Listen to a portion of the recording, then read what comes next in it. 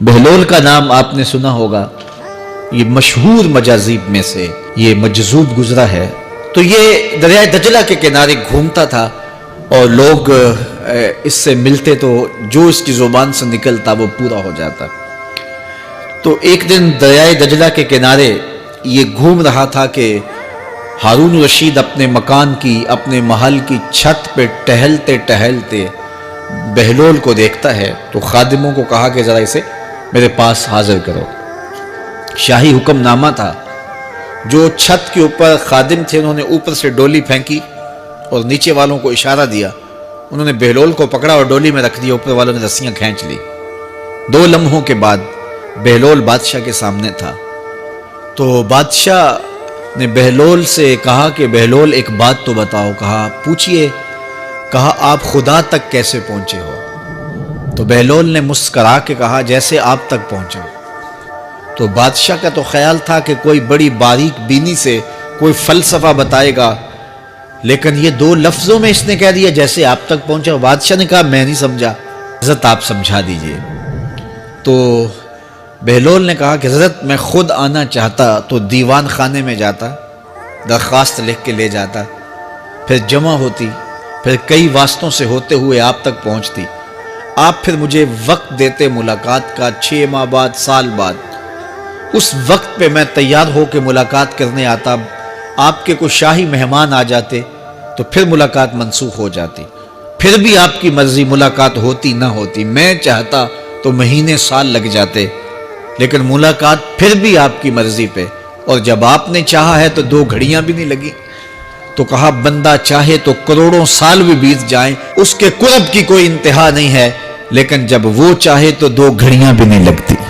تو کہا کہ قل ان کنتم تحبون اللہ فاتبعونی یحببکم اللہ، کہ اگر تم اللہ سے محبت کرتے ہو تو آسان طریقہ تمہیں بتا دیتے ہیں، میرے محبوب کی چوکھٹ پہ آ جاؤ، اللہ اکبر، جس کو تم ڈھونڈنے نکلے تھے وہ تمہیں وہاں مل جائے گا، اور تم اس سے محبت کا دعویٰ رکھتے تھے وہ تم سے محبت کا دعویٰ کرے گا، اور پھر جب تم اس کے محبوب ہو جاؤ گے تو پھر جو تم کہو گے وہ کیوں نہیں ہوگا، کیونکہ محبوبوں کی تو بات مانی جاتی ہے نا۔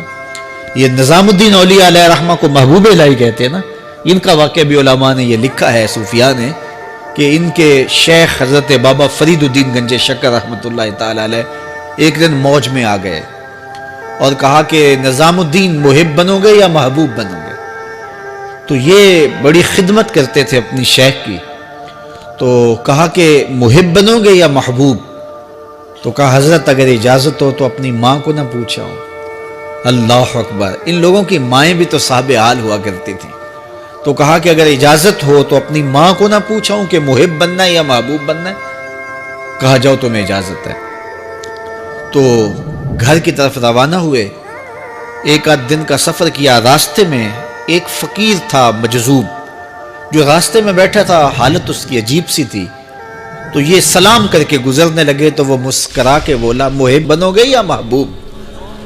تو حیرت زدہ ہو گئے کہ اسے کیسے پتا چل گیا، یہ تو میرے شیخ کا اور میرا راز ہے۔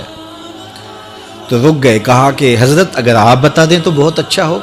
کہا نہیں نہیں، ماں سے پوچھو، جو وہ بتائے گی وہی بن جانا، اور اگر ماں نے نہ بتایا تو کل آ جانا، اسی وقت یہاں ملاقات ہوگی، پھر میں بتا دوں گا۔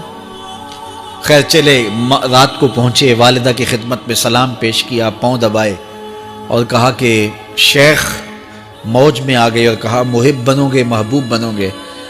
تو میں نے کہا ماں سے پوچھ لوں۔ تو میں اماں جی آپ سے پوچھنے آیا ہوں، راستے میں یہ واقعہ بھی ہوا۔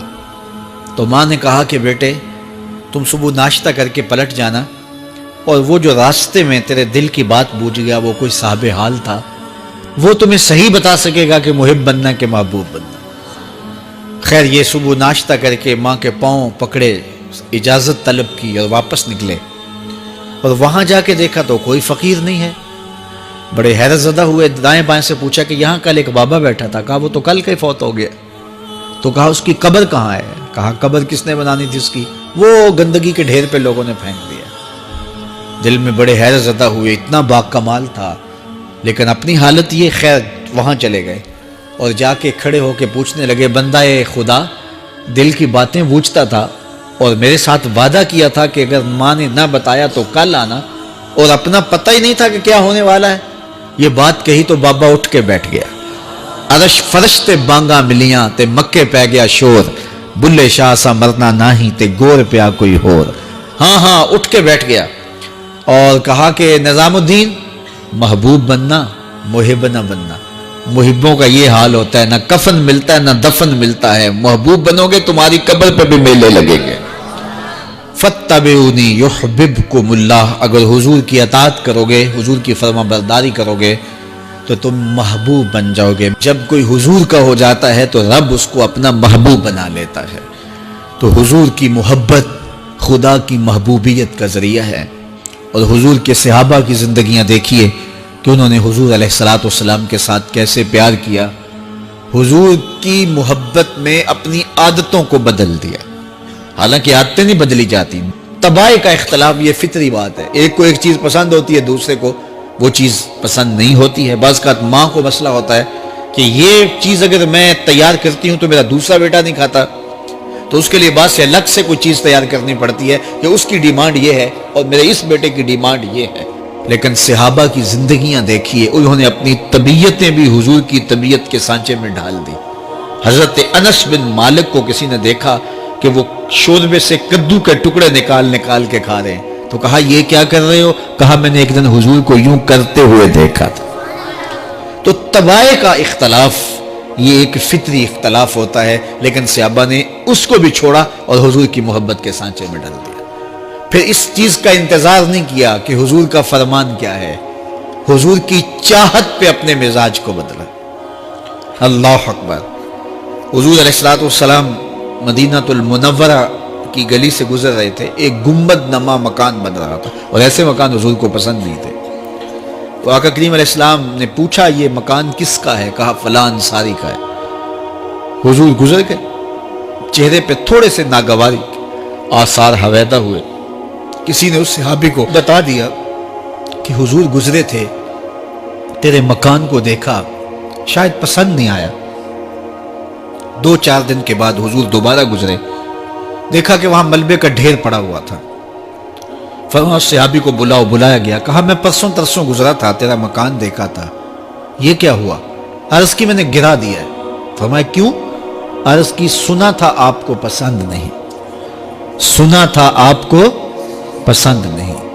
میں اور آپ دیکھیں ہمارا کیا کیا حضور کو پسند ہے، سر سے لے کر پاؤں تک، نجی زندگی سے لے کے سیاسی زندگی تک، اپنے امور ذات سے لے کر کے اپنی معاشرتی زندگی تک، ہمارا کیا کیا حضور کو پسند نہیں، اور ہر وہ چیز بدل دیں جو حضور کو پسند نہیں۔ اس ویڈیو کو شیئر ضرور کریں، ہو سکتا ہے آپ کے ایک شیئر سے یہ بات کسی کے دل میں اتر جائے۔